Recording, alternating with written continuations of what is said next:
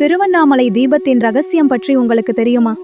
அதற்கு முன் திருவண்ணாமலைக்கு நீங்க போயிருக்கீங்கன்னா இந்த வீடியோக்கு லைக் பண்ணுங்க, மறக்காம சேனலை சப்ஸ்கிரைப் பண்ணிடுங்க. ஒரு காலத்தில் சிவன் பார்வதி தேவியாரும் கைலாயத்தில் அமர்ந்து பேசிக்கொண்டிருந்தனர். பார்வதி சிவனிடம், சுவாமி, நீங்கள் தான் இந்த உலகின் ஆதி ஜோதி என்று சொல்வீர்கள், அதற்கான ஆதாரம் என்ன என்று கேட்டாள். சிவன் கூறினார், ஆம், நான் தான் இந்த உலகின் எல்லா சக்திகளுக்கும் அத்தொகுப்பு ஆதி ஜோதி என்றார். பார்வதி சிரித்துக்கொண்டே, அப்போ உங்க ஜோதி எப்படி இருக்கும்? அதன் முடியும் அடியும் நானும் காண முடியுமா என்று கேட்டாள்.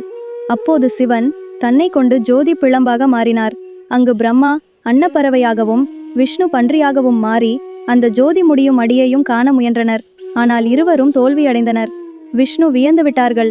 அப்போது சிவன் ஜோதி பிழம்பாக சொல்லினார், இதுதான் என் உண்மையான வடிவம். ஆணவம் அழிந்த பிறகுதான் இந்த ஜோதி உணரப்படும்.